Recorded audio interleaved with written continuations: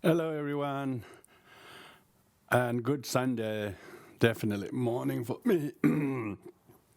Thank you for joining us, the Tibetan Buddhist Society of Canberra's regular Sunday meditation, and followed by a talk. If you are new to our transmission, welcome. If you are a regular audience, welcome. Thank you very much. Nice to have you back. So to take a couple of moments to secure your space and your mind, and most importantly, your attention, and not having any of your other gadgets ringing or buzzing, and that you're totally free to do calm, abiding meditation. I lead this meditation in 3 slots, but first I do short prayer. This is mainly we are not assuming people know this how to do, because we have different people, audience member joining us. So therefore, we're going to go through this each time. So before the actual meditation, I'll do a short a traditional prayer. The prayers are basically calling upon one's own goodness within ourselves. And we call refuge in Buddhism. Refuge really means we express our faith and confidence and our affirmation of belief in the Buddha and his teachings and the Sangha and the community who hold the teachings. So it's like almost like you feel you are very connected, and you have a really valid philosophy and spiritual teachings and discipline that you have no doubt but have completely comfortable and accepting, and try to follow it as best as you can. It is not a burden, it is actually one that lifts your burden. So commitment to do regular reviewing of one's refuge or prayers or sadhanas one does. It's just a pleasure to do those.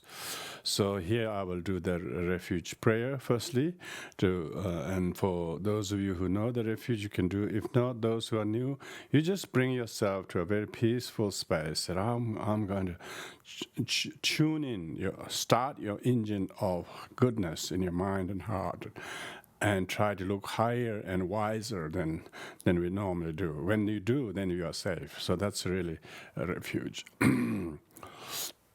Oyenda Buddha Dharma Sangha Aitere Vede Lajame Baivechu Ajeve Handala Ajare Buddha Vajuve Enda Buddha Dharma Sangha Aitere Vede Lajame Baivechu Ajeve Handala Ajare Buddha Vajuve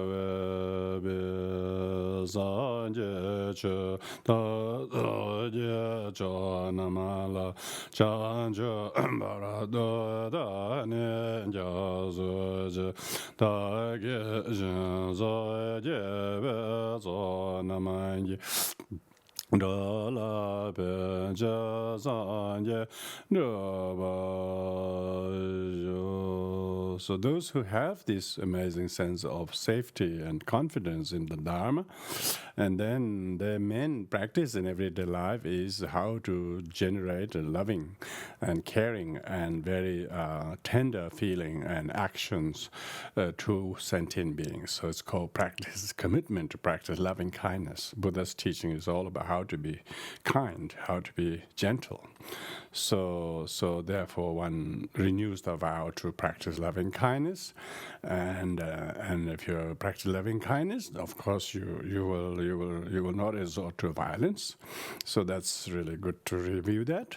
And then those sentient beings who you could not make them happy, and then they're miserable. There's usually quite a few of them, and then you have to practice compassion. So second is you need to practice compassion, and not sort of try to push them away or be a nuisance to oneself, but use their suffering as a cause of engendering your own compassion. So making a vow to practice compassion, not judgment, not retaliation, not aggression, not aversion to the suffering and problem of somebody else. This is amazing commitment, really. So that's called practice of immeasurable compassion. When you're practicing these two, loving kindness, compassion, in your everyday life, you have lots of joy. You would not have any resentment and anger or frustration. You just feel you're so much happier with yourself, because that's what your main practice is, to practice loving kindness, compassion. Then you have a lot of joy, all the difficulties around you or people's mistakes or wrongdoing, it doesn't depress you, not that you don't care, but you yourself have you yourself practice compassion with that. That really delights you. So this is called joyfulness. And then the fourth one is, if you did this all, then doesn't mean everything will be smooth sailing. Still, there will be some you couldn't totally satisfy them or make them happy, no matter how much you try. Others, who will still have a lot of angst against you and someone you love, and then for them you need to practice equanimity. See, this time I'm not meant to fix it in the way I want to, but I'm sure I will not give up to practice love and compassion. In the meantime, I will treat this with a bit of indifference or equanimity. So these are called four immeasurables. So here I chant those wordings to remind myself and everyone to remember these four in our everyday life. May all beings have happiness, and the cause of happiness, may they be free from suffering, and the cause of suffering, may they never part from the happiness that knows no suffering, may they dwell equanimity, free from attachment and aversion to those near and far. May all beings have happiness and cause of happiness. May they be free from suffering and the cause of suffering. May they never part from happiness that knows no suffering. May they dwell in equanimity, free from attachment, aversion to those near and far. Samjan damjan dawa dan dewe juda jambara juju donga da donga je juda jawara juju donga me be da da me jawara juju nyere jada nye da jawe da nya la ne bara juro ju. So with that prayer now we will do the meditation. So I'll just use the gong, and that means we will do the meditation in 3 parts.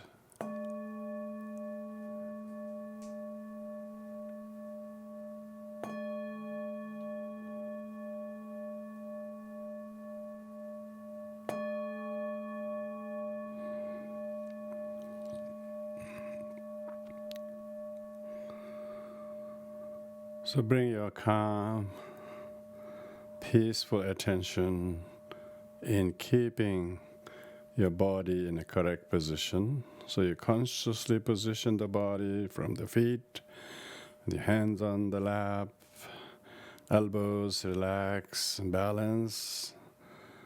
Straighten your back, balance your shoulder, erect your vertebra straight, slightly tuck your chin in,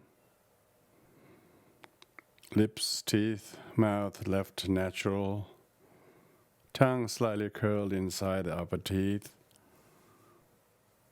eyes serene and graciously serene and peaceful gaze, not blinking, no widely open, no closed, just looking straight on the floor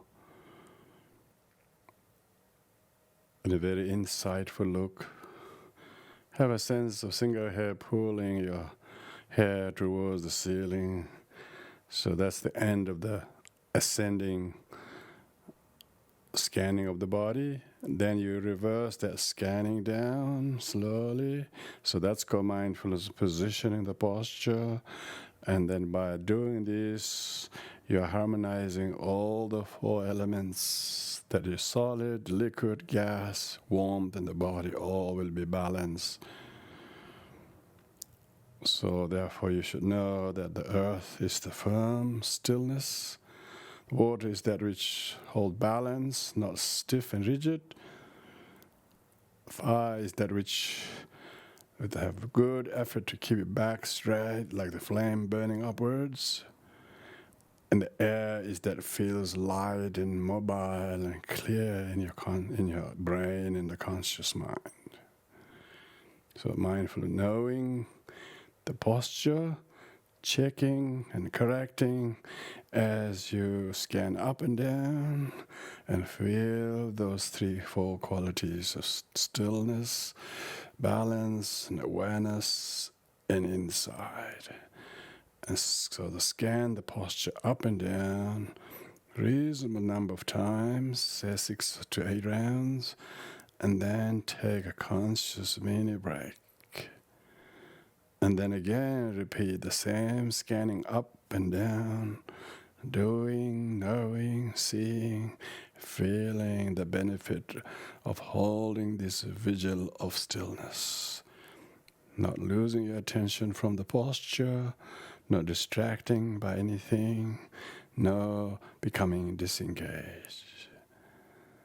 So I leave you to it, to do it on your own, mindfully.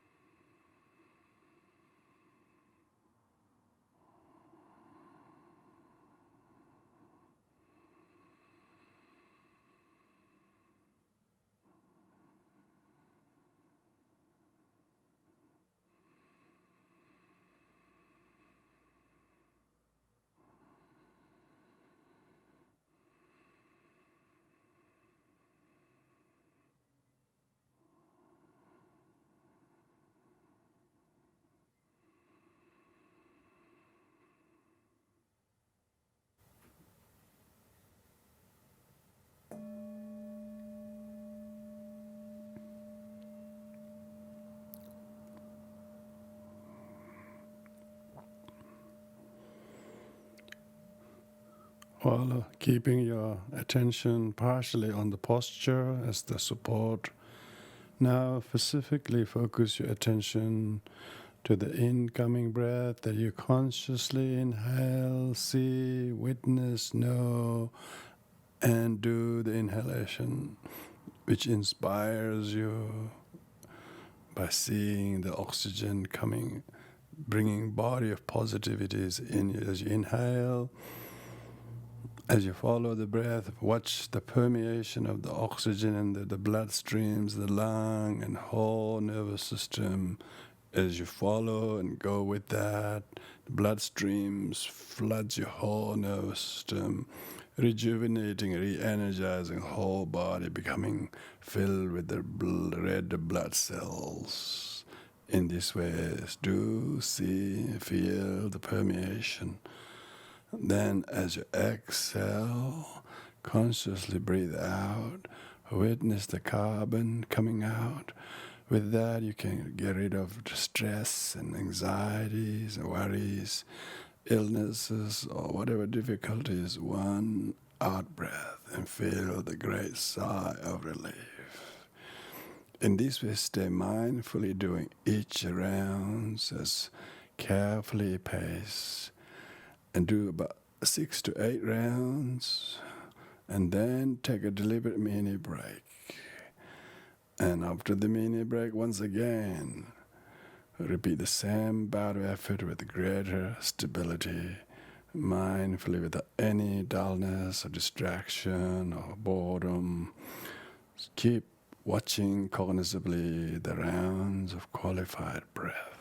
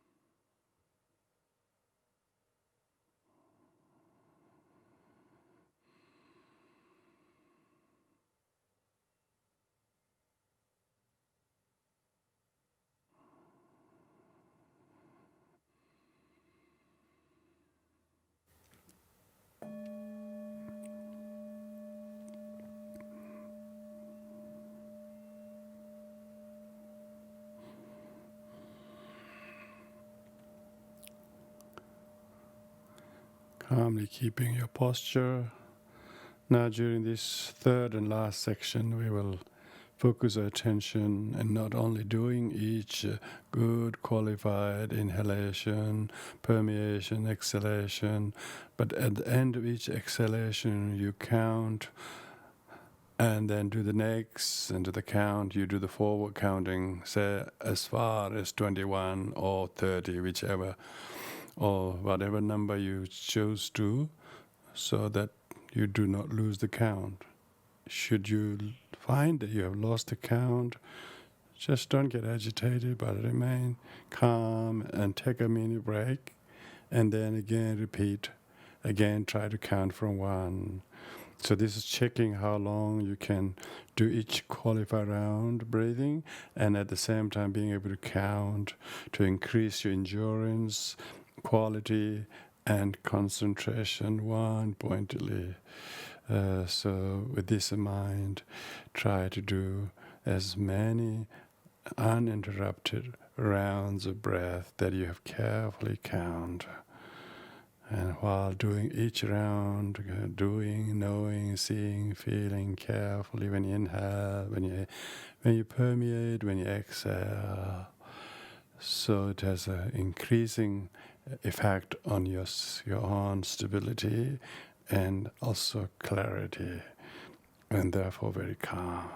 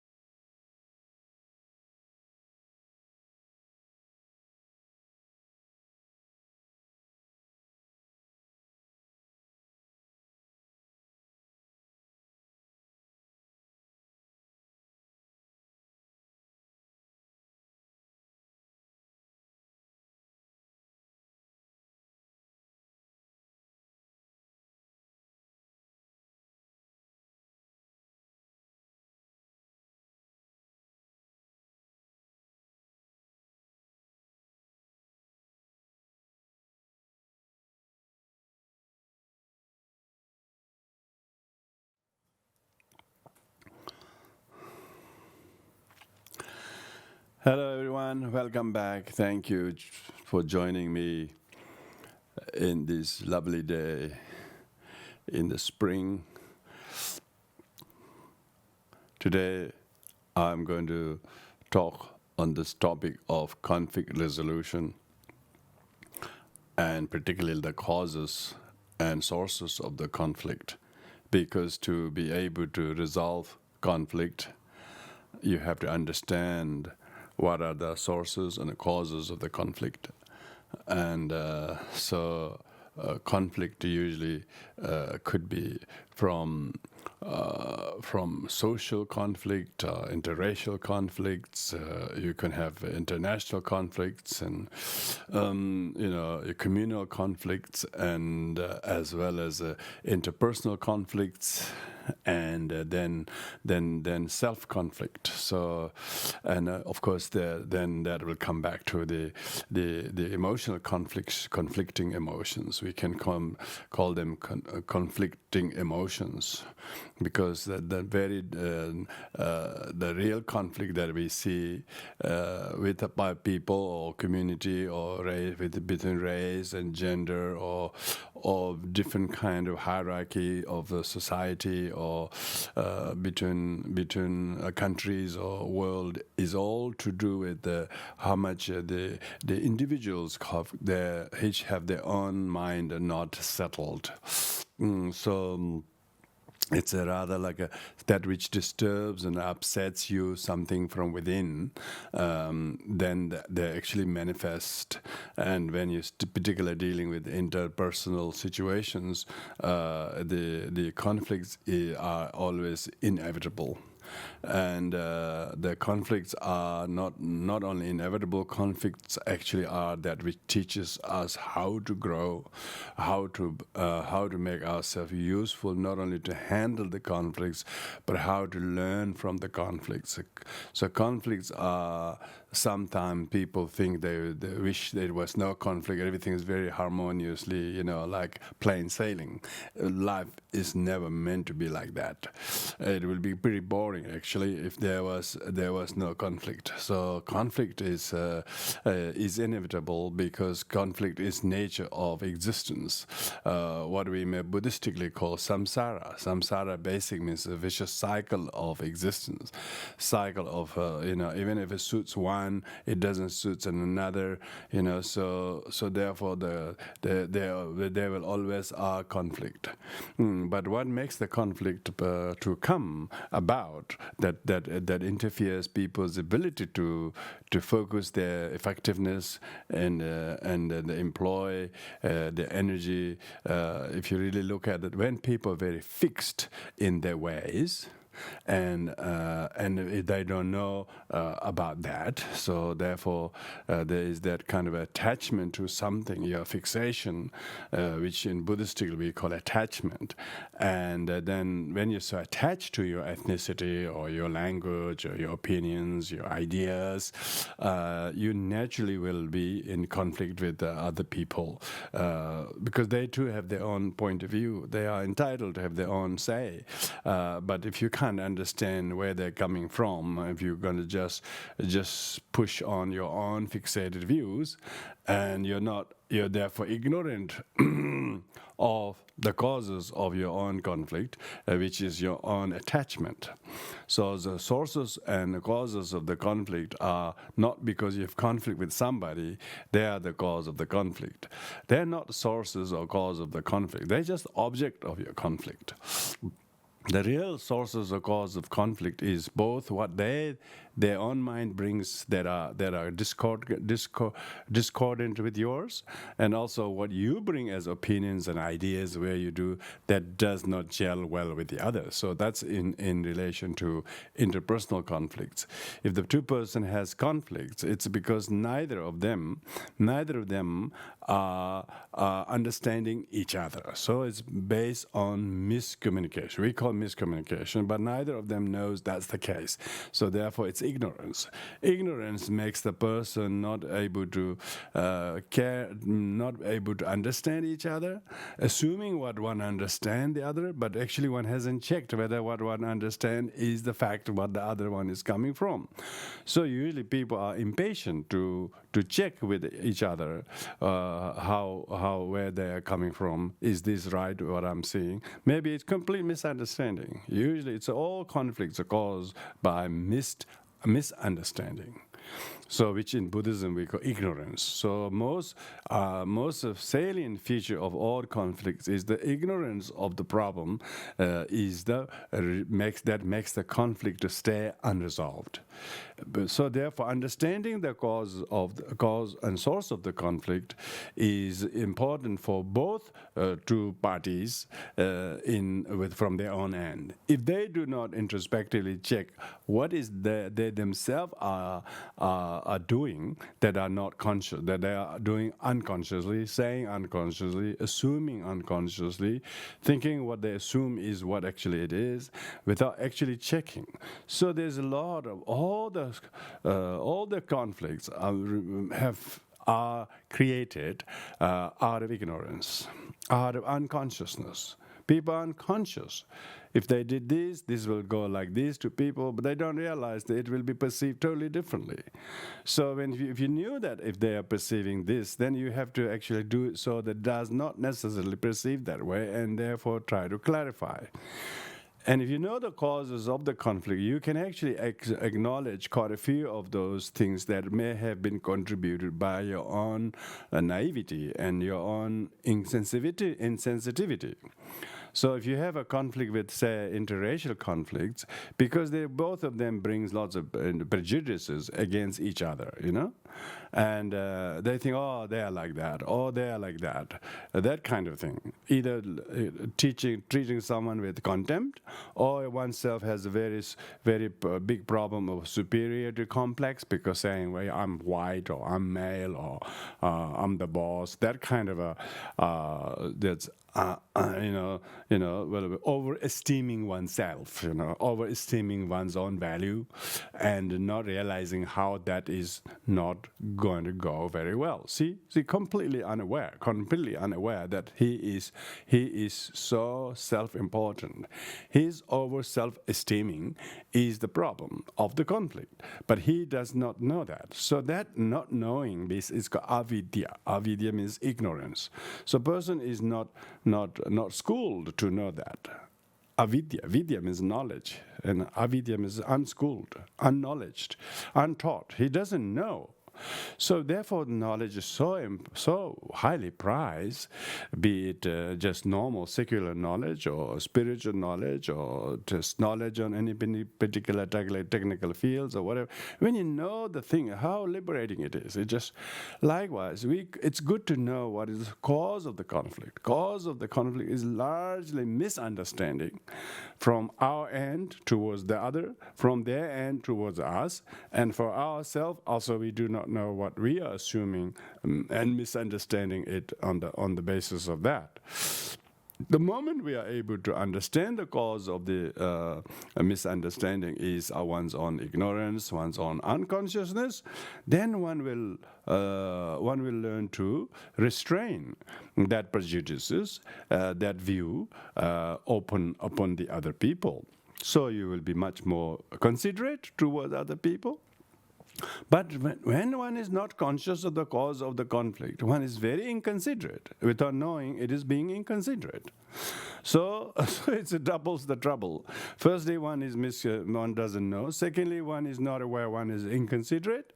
And then because one's causes of the conflicts is so much emotional and intellectual kind of obscurity and impairment, if you like. Intellectual impairment is very big, you're not fit to do.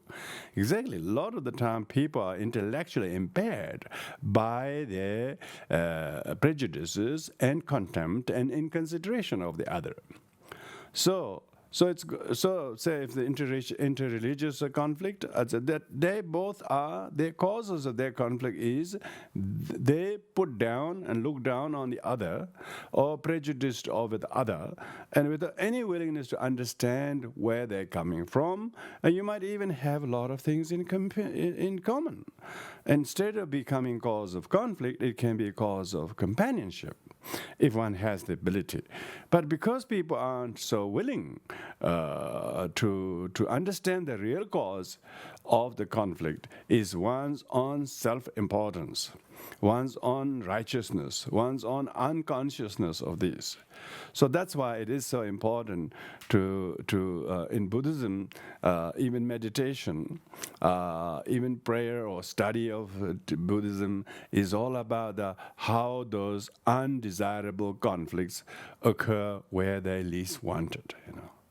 Why do two people who get together to love and live together under whatever circumstances, whether one is rich or poor, one will love unconditionally. One says that, but it doesn't last long. Within few years, if not few months, there's this huge catastrophic misunderstanding and disappointment from each other. And so this comes because both are egotistical and neither of them are aware. So that's not only cause and source of the conflict, but it's going to feed the conflicts even more. The longer they don't detect their own self-righteousness and ignorance and self-importance, and one does not know that, one will develop more conflict with other, thinking is the other person's lack of cooperation, lack of humility, lack of tenderness towards us. So instead of discovering one's own self-creation, one actually externalizes and project it onto the other. Now, if that's also happening from the other side towards oneself, that's what I call double trouble. And because of that, neither of them are aware of the sources or cause of the affliction, conflict is their own egotistical mind, and that is making oneself go unconscious and intellectually impaired from knowing the above, let alone resolving it quickly. So therefore, conflict resolution is firstly, conflict is inevitable. Secondly, you can only resolve it if you know the causes of it. Unless you know the cause of it, there's danger of you misunderstanding the cause of it. You may bark at the wrong tree. You might think the cause of conflict is other, because they're not respectful to me, they're not careful to me, they're not kind to me. When one keep thinking that, the other one also keep thinking like. So therefore, neither of them are able to see the actions of their own behavior and the affliction that actually sort of impairs them from knowing that are the causes of conflict. They instead is thinking the causes of conflict is other. Look at them. He do this to me, he does that to me, he doesn't do this at all to me. Because of that, one is so driven to know or to think that the causes of the conflict is someone else's behavior. One does not know or see one's own behavior, So therefore, when one is so engrossed in seeing the flaws of others as the cause of conflict, one does not know one's own conflict, one's own flaws. So, because of the unconsciousness, now unconsciousness makes to breed more unconsciousness. Because of these conscious activities people do, itself becomes action that perpetuates the conflict to escalate. So conflict is not just one cause, but the causes become causes, and causes can give condition to certain things to happen. As a result of that, one's own action, one's own language, one's own thoughts and emotion concerning that perpetuates and whips it up. And instead of getting to know that it is not the fault of others, it's the fault of one's own doing, one actually projects that even everything it's a result of others. And because of this, the conflicts are not resolved. Conflicts are not resolved when the causes and sources of the conflicts are not apprehended.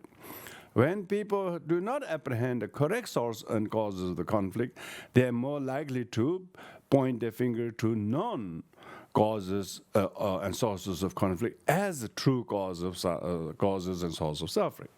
And then there is this mutual blaming. The actual problem is completely left unresolved. They are at each other's throat. So the sources and causes of conflicts are not understood. In Buddhism, we call the sources and causes of the problems is the true origin of suffering. True origin of suffering. The origin or source of suffering is one's own ignorance, greed, and hatred, and any other any kind of I would say faculty of affliction were to emerge. They all become like a big group.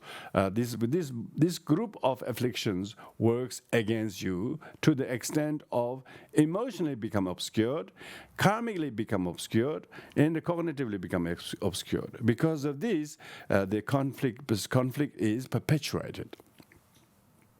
Conflicts stay perpetuated as there is no sign of resolving or reducing or scaling down the conflicts because the cause of the conflict is not recognized. It's just like a person who doesn't know the cause of the fire is your own combustible materials in the house. One is still throwing many combustible material towards the fire.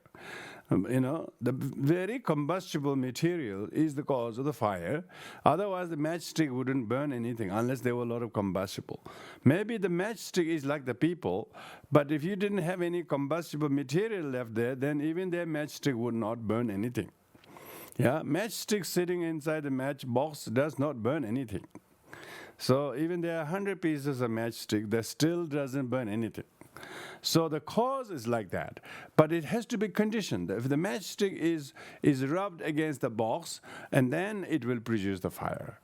Likewise, when you are rubbing with other people's conflict towards you, you are on conflict, and then you think it's a result of them that you have this conflict. So that kind of misunderstanding escalates the problem because one fails to recognize the true origin of suffering or cause of the problem. One misidentifies non-cause of the suffering, non-cause of the conflict as a true cause of suffering.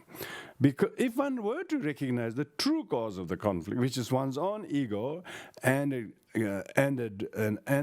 driven mind and an afflictive mind and angry mind and a very greedy mind, if one does not subjectively, introspectively recognize that, one just doesn't know the causes and sources of the conflict.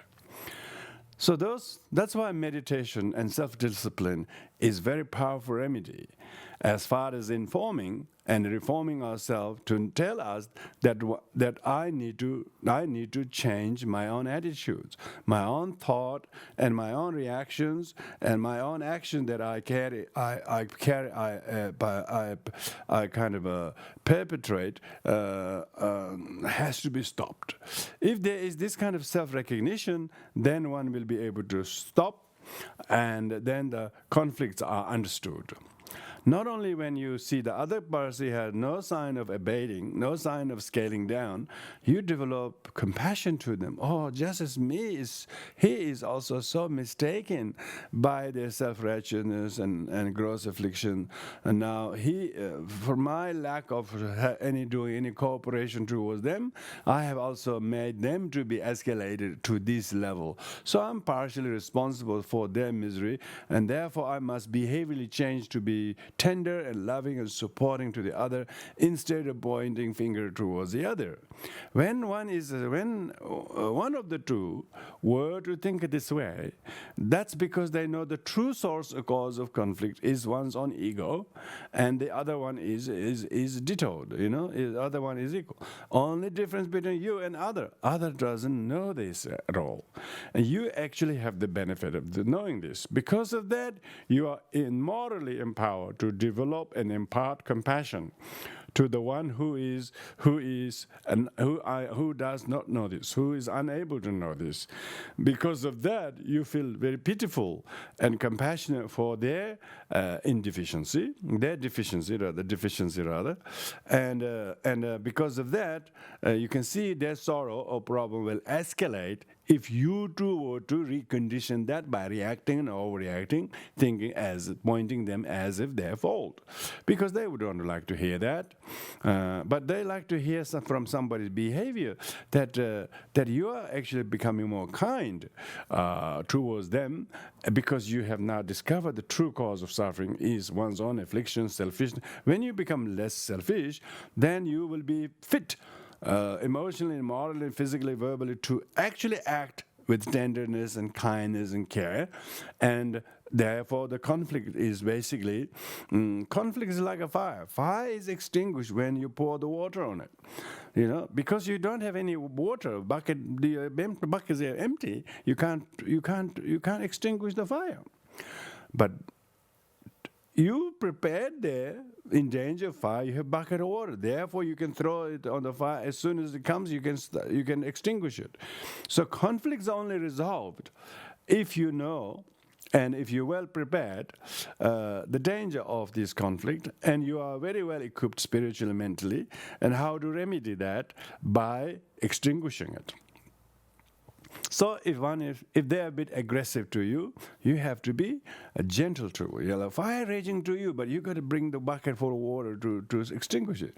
So if they are aggressive to you, which probably is true, then it's important for the one who knows how to resolve conflict, how to play the opposite role, how to practice gentleness, tolerance, and forgiveness, and try to de-escalate the problem that is in their mind, that is whipping them to this level of conflicting emotions.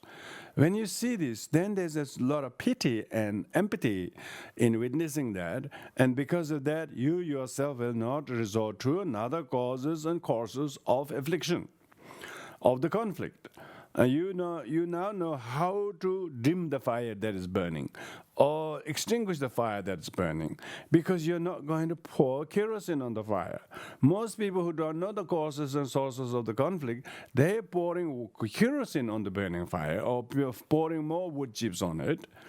So that's kind of mindfulness, being able to exercise restraint. They call exercising restraint, because your reaction has caused the heaviness of the consequences or lightness of the consequence. If you are patient, for instance, someone who is aggressive, then you can actually unscale or mute the problem by your quickness of not adding negative to negative. Negative is only relative to positive.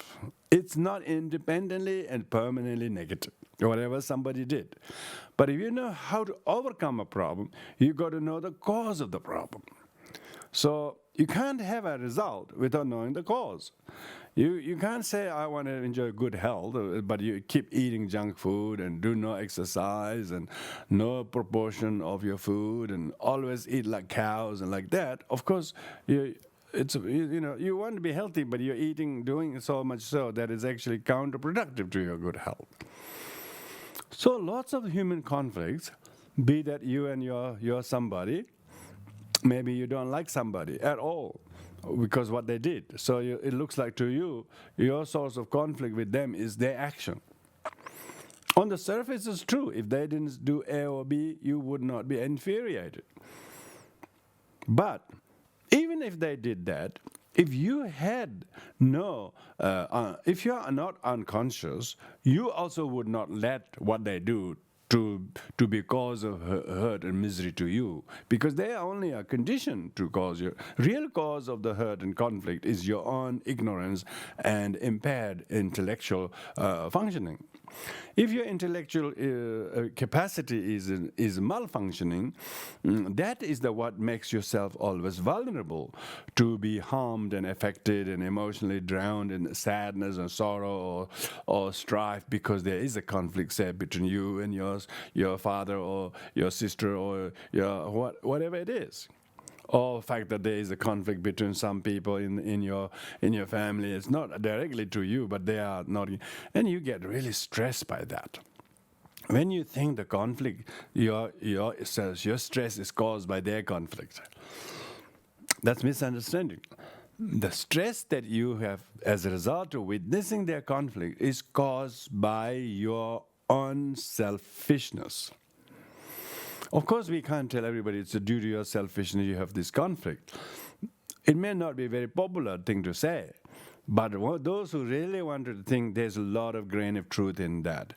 As soon as you acknowledge your selfishness, then you have now apprehended the cause of the conflict. Of course, if the cause has been paused and halted and on the hold, it will not continue to create damages. The damage has been stopped. They call ceasefire. So if the source of the conflict is enemy attacking you, that's what you think, then you just go silent and don't hit for tit for tat type of thing. It will go down. Yeah? So we're talking about how to be cognizant of what we do that may contribute to the escalation or de-escalation. Question is whether you have the gentleness and humility to uncause the conflict by practicing gentleness, forgiveness, tolerance, and compassion to the other, even if they do something awfully bad. But you feel compassion that they don't know what they're doing to themselves and you. And so when you develop compassion, their harm does not deplete your goodness.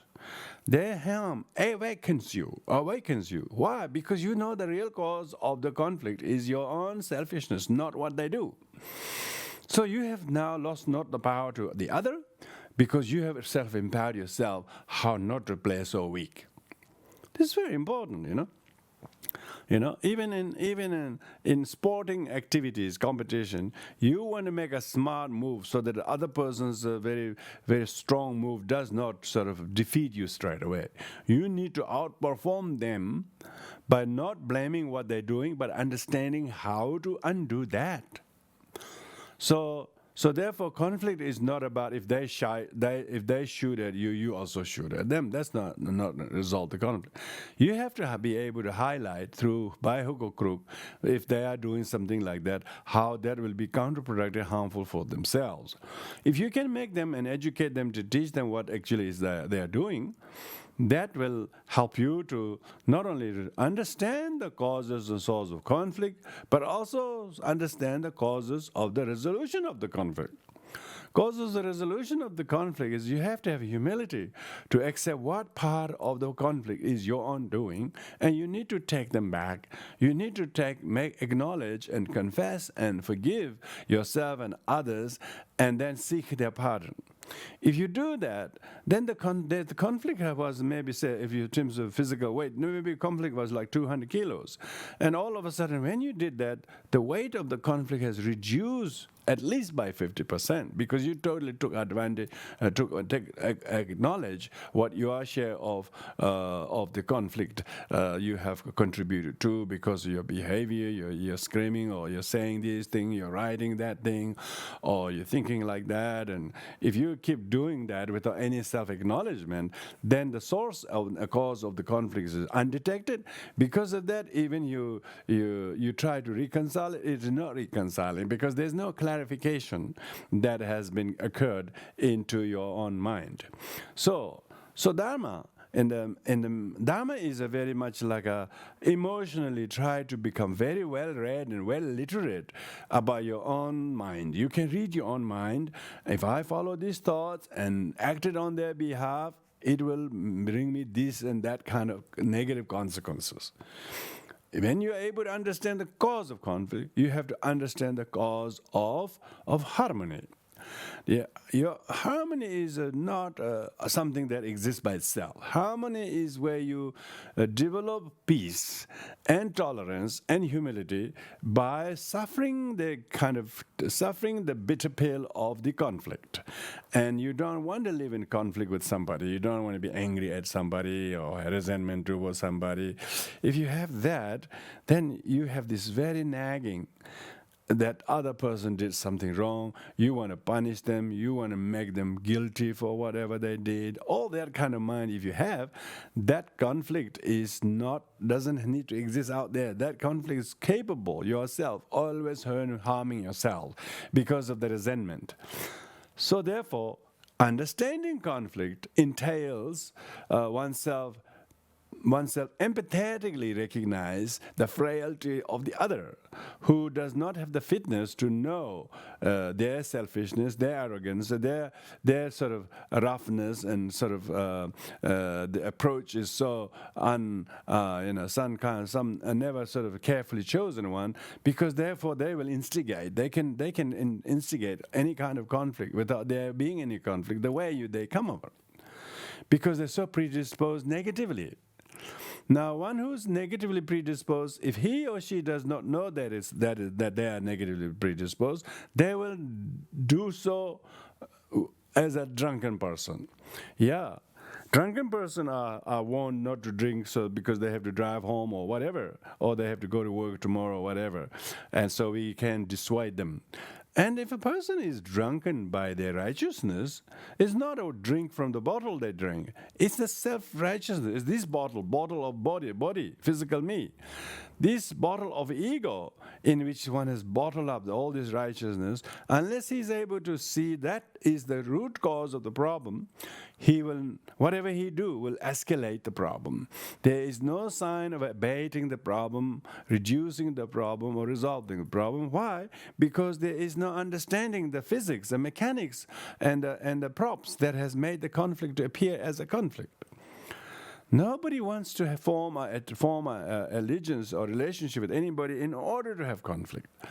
But as soon as two people consort between each other, then conflict cracks start a bit, because both are arrogant and egotistical, and neither of them aware of that. So it's like being able to spot something nobody can find. And that's awakening. Being able to know the cause and source of your conflict and being able to sort of exercise restraint on that is the mindfulness. So your mindfulness is very fit to know what it takes to rescue something from getting bad or worse. So knowing the sources and causes of the conflict is not only resolution to conflict, but also being able to have the kindness and wisdom to accept people who have problems.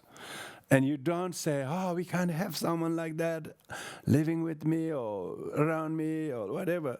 We have our mind, demonic mind. This deluded mind is what we are living. That's the hardest thing to live, is this mind. So the hardest cause of conflict that you don't recognize is your own illiteracy of your own mind. You don't see your mind and emotions, that you are whipping yourself too much. So when one is unconscious of self-caused suffering, and that's like a worse than a pandemic. At least from pandemic, you can socially distance, isolate from each other, so you have no danger of contracting and getting infected. But when you don't realize the cause and source of conflict is your own egoism and self-importance, you will have all the problem. You will have conflict. Even the people treating you nicely, you still have a lot of conflicts of not being able to trust somebody or have faith in something or support someone. Always suspicion and doubt and fear and insecurity and poor me mentality. And these are the causes of the conflict. Causes of the conflict.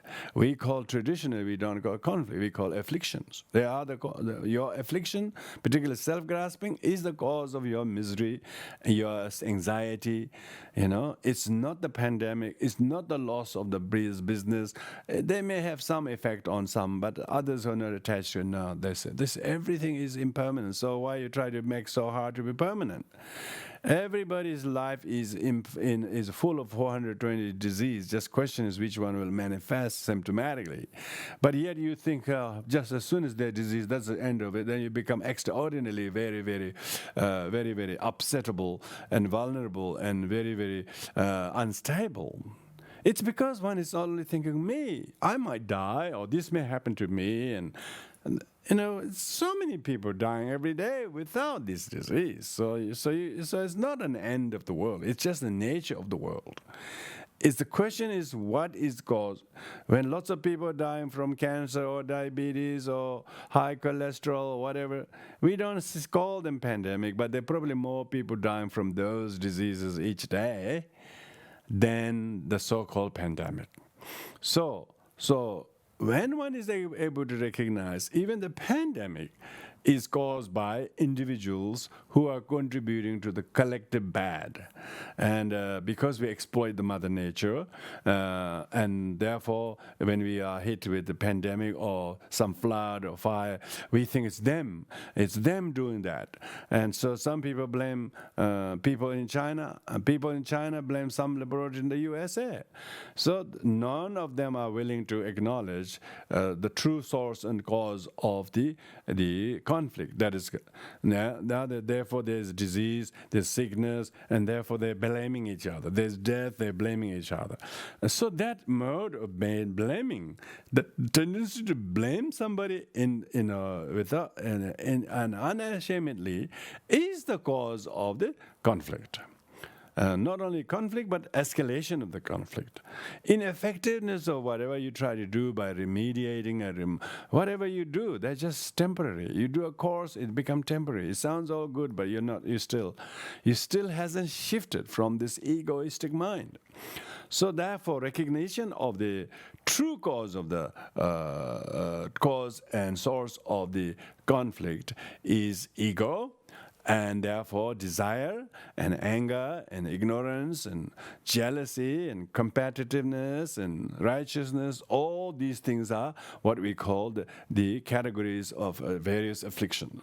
So when we have lots of these, then you wouldn't get on with your brother or sister or whatever, because even though they're relatively very good and they really are just fine, but because you are so nervous, you're so full of this passion, full of these wrong views in your mind, and then even though things are impermanent, you really wanted to cling onto something permanent. Even though things are volatile, you wanted to be not volatile, and you're just going against the current, because of that. So most probably what we're talking here is not so much of a social or interpersonal conflict, but personal conflict. People have themselves, their consciences completely impaired by the conflict. Because they have one moment they think they love something, another moment they hate it. And one moment they want to do it, another moment they just don't want to do it at all. So they're not even cooperating with themselves, let alone they are cooperating with somebody. If you said, I'm going to do that to some friend a while ago, and when it comes doing, you're not doing, then they feel let down. So how many let down is enough to make you feel completely in conflict? Yeah, and then it demoralized oneself, because one said one will do that, one promised, one didn't do it. How many failures is cause of your conflict? Not just many, just a few, But one is too much if you don't recognize it. If you recognize it, even 3 or 4 is not too much. How do you know if you recognize the source or cause of conflict? Then you are much more accepting of that, but not lump that with yourself, but try to see that as they said, the best teacher is my latest mistake, they call it. Yeah, so if you look at your latest emotional mistake, that is the greatest teacher. Even teachings and Buddha or teachers teach you that's how to recognize that. So being able to give a due recognition of the conflict and nature of the conflict, what one needs to do to resolve, one needs to cause this. Once one recognizes the cause of the conflict, then one now brings a remedy that can uncause the problems. say selfishness. You try to be become less selfish. You're a bit arrogant, you become less arrogant. You become so self-righteous, you don't self-righteous. You always tell people's alleged mistake, don't do that. Talk the good things about them, however small they are. If you do that, this will clarify. They like you saying things that are very positive and tender and loving and respectful. When you say that, even you have conflict with them, you're not talking about how to resolve the conflict. But when you're talking nice things about them, it slowly softens the problem already, The problem has been softened because you've been able to think and say things that are pleasant to their little ears and minds. So when you are skillful enough to do that, then the conflict does not exist. Conflict does not keep burning. There is not a pilot kind of light there that keep burning. Conflict will be snubbed. As soon as you say something nice to them, do something nice for them, and then that they are not going to sort of raise the subject of the conflict. Because why? Because something good's happening. And who want to talk about the bad? Yeah, see? So amazing. You're so constructive and creative. The conflict didn't become a cause of the misery. Conflict became cause of remedying the misery because you are skillfully able to create causes for harmony, causes for developing rapport between you and other, reconnecting with them. When you do that, slowly this soothes the problem and the problem itself becomes unmentionably small. Why? Because there's a bigger picture for which you are now doing. So the reason why we have to know the causes and sources of conflict is because we want to resolve the conflict. If possible, to prevent any such conflict from arising in the future. Why? Because you're very consciously cognizant of your mind and state, and you mind your mouth and hands and words, because if you are cognizant of your own mind, likely to fall under the spell of those afflictions. When you don't see afflictions as afflictions, when you don't see your flaws but only see the flaws of others, you will have incessant conflict. The moment you start to see some good things about them, maybe different opinion to other people. People might say, "How you be so nice to him when he's like that?" But you have to learn to differ with them, because as soon as you do that, you are more boosted to be able to resolve the problem without any intimidation. Because you're emotionally and intellectually now formidably strong to know the cause of conflict as well as the cause of harmony. Cause of harmony. Do you want harmony or conflict? If you want a harmony, do things that are small acts of kindness and consideration and respectful to the other. And when you do that to them, you're not sort of bribing them as such, but it is going to be cause of their comfort, their hope, their optimism. And if you can do that, you're able to. You don't have enmity towards them from the past. Why? Because you're trying to do something that can scale it down, that can de-escalate, that can resolve that problem through your harmonious, respectful, courteous activities. So there's such an important skill to be able to resolve conflict. When you're able to understand the sources and cause of the conflict, you can resolve conflict, but also you know how to resolve conflict. It will take time sometimes. Even though you are doing something wonderful, nice, doesn't mean they will instantly become gratified. Sometimes they might even suspicious why you're doing that. But even that, you with your good intent want to do just that, so that their misery is remedied by your skillfulness. So, what is conflicting emotions? Conflicting emotions are just scattered mind, and the remedy for the scattered mind is collected mind, and that collected mind is called mindfulness. When the mind is very well collected, it knows how to not waste its time and essence and energy. Because there's a loss a lot in conflict. When people are in conflict with each other, their friendship is lost. What they mean to each other is forgotten, ignored. It's just totally sort of forgotten, and you have lesser person to respect and love and rejoice, and it will add to your misery. Unresolved conflict brings misery, and that misery can be very depleting to your physical wellness and emotional clarity, and let alone intellectual rational power.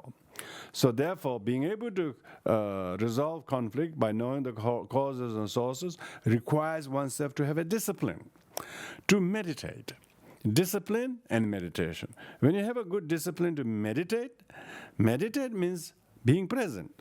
And when you're with good discipline, you meditate, you become more present, and then in that state of clarity, presence of mind, you develop wisdom how not to escalate the conflict consciously. And you even know how to consciously harmonize the issue, by focusing on something else rather than fighting over small issues. So you don't attack the person with whom you're conflict. You to be gentle towards the person, be soft toward the person, be hard on the real cause of the problem, which is your own naivety, which is your own ignorance and self-righteousness. When there is this clear delineation on which is the cause, which is the remedy, of course, you wanted to get the remedy. Remedy is the cause for harmony, and conflict is the result of opposite. So you don't do the disharmonious thing. You don't speak condescending things, hurtful things, negative things, uncaring things. You do this, and even though the conflict was small, it wouldn't take long to escalate. Even though there was reasonable conflict going on, but the moment you practice these remedies consciously, all the conflict will be slowly subtracted and minimized, and maybe even just completely dissolved. That really exists. And so that's why mindfulness of your thoughts, your feelings, and your own emotions are crucial to help people to resolve conflict between races, between gender, and between different cultures, and between different groups or clubs or societies, organizations, and then you can actually empathize and put yourself in their shoes.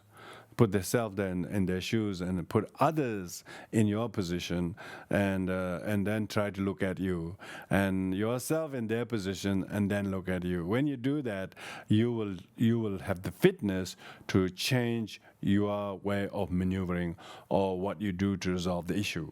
And when you have that, then that makes you become so not burdened by the problem. The conflict taught you so much. It makes you develop even more compassion to those who don't have a clue how to resolve conflict. But you are not aversive to conflict. You are interested why conflict is still there when nobody wants it. Alas, poor sentient being, they just don't know the cause and source of the conflict is ego and self-righteousness and lack of discipline.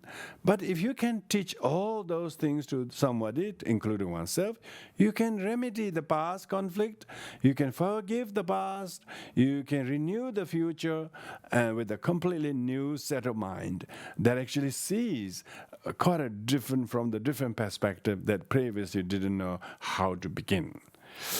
So with this, we have concluded here. Thank you very much, everyone. May you have a good day and clear some of the personal, emotional conflict between you and your past or your people, what you think. Some people are so fundamentalist about what they think is right.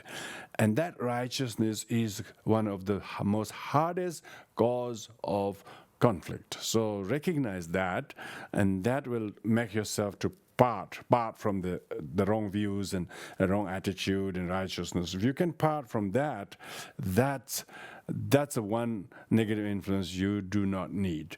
And then you can see with great ability to impart compassion to those who behave like that too. And you can see, oh, I used to be like that. They're still doing like that. And then you will not go back to that because you have certain dignity and confidence and certitude and certain level of character that you have now transformed yourself. So with this we will conclude here. Thank you very much. I will do this short dedication merits from your kindness of listening to these ideas, and maybe we can spread these ideas through our action and thoughts and speech.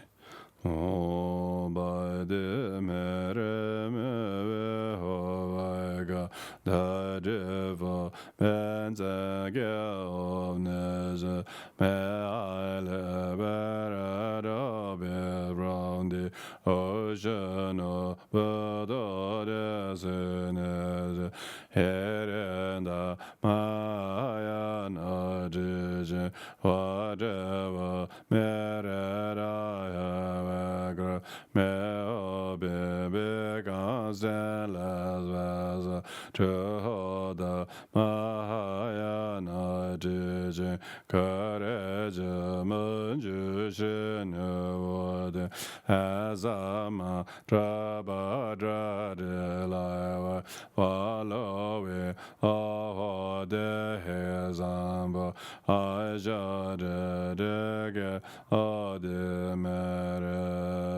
Chanju Sam Jorim Boje, my dear Bana Juroje, Yabanya by me by Gone Gonde Bewarajo.